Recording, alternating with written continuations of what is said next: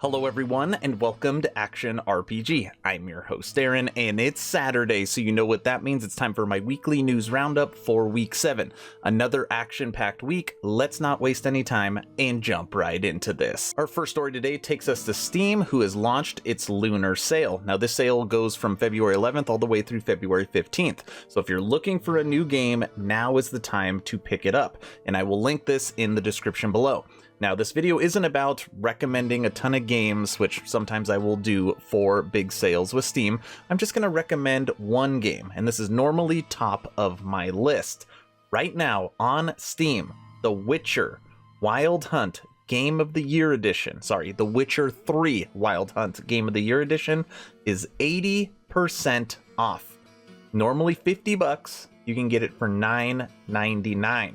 You can see what all that hype was all about, why they made a series out of it. Truly amazing game, $10. If you have not played it, I recommend you pick it up. It's been a while since we've talked about Baldurs Gate 3 because Larian Studios has kind of been on radio silence, but we are going to be getting a massive update. At least that is what they are claiming for patch 4. Now, they've said it in the past that anytime they launch a big update, it's going to basically invalidate previous saves, which means you will have to start over. But again, they were very forthright with this, so you should not be surprised. Now, what's going to happen is on February 17th, they're going to be doing a Panel from Hell 2, where they break down what is going to be happening with patch 4.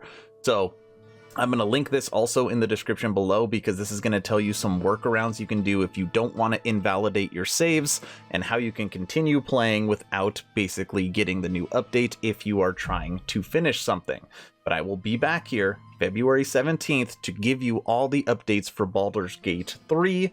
Again, mark your calendars. Of course, we can't have a weekly news roundup without something happening with Cyberpunk 2077, and this week is no exception, and this story is pretty crazy. CD Projekt Red hacked source code reportedly sold on the dark web, and I love this. Cyberpunked? If you did not hear this story, supposedly the source code for Cyberpunk 2077 was stolen. And this week, it was auctioned off. Listen to this. Just in, CD Projekt Red auction is closed. Hackers auctioned off stolen source code from the Red Engine and CDPR game releases, and have just announced that a satisfying offer from outside the forum was received with the condition of no further distribution or selling. That is unbelievable. Who really knows what they were able to get their hands on? But this seems like a pretty legitimate story. It all happened on the dark web. The stolen files in question were reportedly of Cyberpunk 2077 in addition to various versions of The Witcher 3 and the card game Gwent. A threat intelligence analysis from KELA spoke with IGN and noted that the stolen files were sold as a single package. As of this time, the identity and motivation of the buyer are unclear. Wow! So, I've already read like one of 100 comments that it's like, oh, CD Projekt Red, this is what you deserve for giving us this broken game. Like, I'm not happy with what happened with Cyberpunk 2077, but getting the source code stolen and then sold, and you don't even know what that person is gonna do with it, not good, but still a crazy story. We are officially 6 days away from Blizzconline 2021, and now we have the official calendar. If you're here watching this video, you are probably like me and only care about the Diablo 4 content. So I'm going to tell you exactly how to set your calendar now. So on the official calendar, okay, you have, this is Friday the 19th. Opening ceremony at 2 o'clock, and this will be the generic, what we're going after. I'm not going to get into it. You know what you're probably going to get during the opening ceremony. What you care about is the Diablo channel, what's next for Diablo, and that's at 3:10. So set your calendar on your phone. February 19th, put it in for 3 p.m. PST, and then what you have to do is actually find the link on what channel to go to for Diablo. And it should be really, really easy to find. I'll see if there's a way that I can update you, maybe through my channel. I'll throw a link out there as far as a post so you'll know exactly where to go.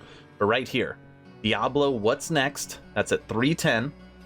And then it continues with, what do we got here? Diablo, The Voice of Deckard Cain. Okay. Diablo Developer Roundtable. Diablo, The Gothic World of Braum. And then Diablo Deep Dive. Delve deeper into Diablo with the development team. So this is everything we're going to be getting and finding out new about D4. Maybe BlizzCon isn't your thing, but don't worry, there's another all-digital event, a very popular event that is trying to make a comeback for 2021. E3 is planning an all-digital event for 2021 per report. Check this out.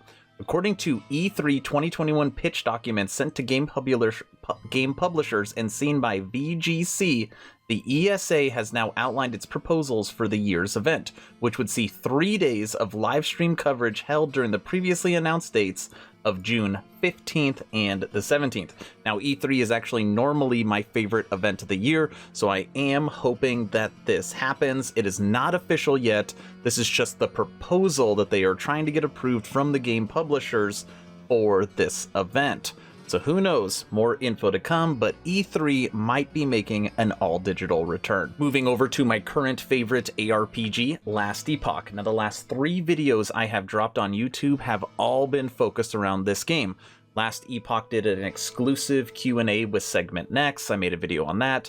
They dropped their patch preview 8.1, which is on the screen now. I made a video breaking down that. And then this morning, we got an update for what is coming to the Monolith as far as their kind of new endgame system.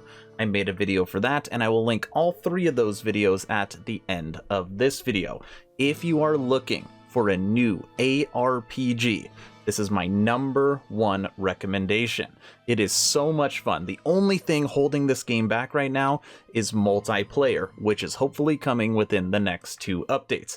But to give you an overview of what's coming hopefully next week for 8.1, it's going to be a new endgame system, or I guess I should say it's not new, and it's an expanded endgame system for their Monolith. We're going to be getting a new user interface. We're going to be getting new affixes to items. We're getting a new skill, we're getting new animations, new level design, and not a whole fresh, not a fresh coat of paint, but new polish to a lot of the systems in the game. I'm telling you, by the time Last Epoch hits 1.0, this is going to be a very special ARPG, and I'm hoping that it will be the true successor to Diablo 2. This week, Grinding Gears Games is already sharing the timeline for 3.14. Check this out. Grinding Gears Games shares Path of Exile 3.14 expansion timeline early to mid-April.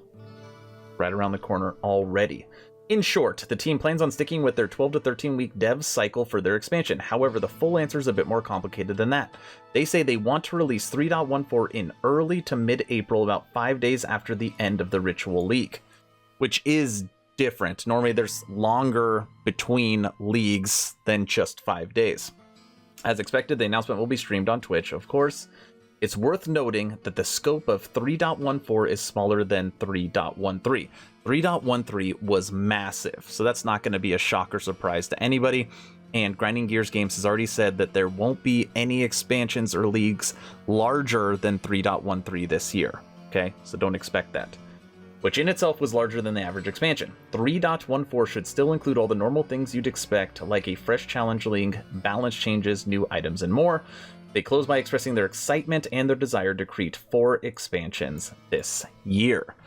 What does everybody think about the current one? I heard at the beginning it wasn't super great, and now a lot of people are super addicted to the Ritual League. Let me know in the comment section below. Last and certainly not least, let's talk some Magic Legends. Now, I can openly admit that right now I am in the last closed alpha for Magic Legends. Unfortunately, I am sworn to secrecy, so I can't give you any breakdowns, I can't give you my opinion, I can't tell you what I think of the game. Also, I can't stream or show you any gameplay, but I can tell you that the open beta for this game drops March 23rd, and that will likely be the day that I do my review on this game.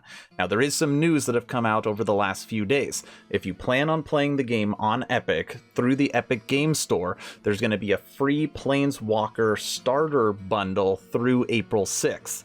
It's totally free. You might as well take it if you plan on playing the game's open beta on March 23rd.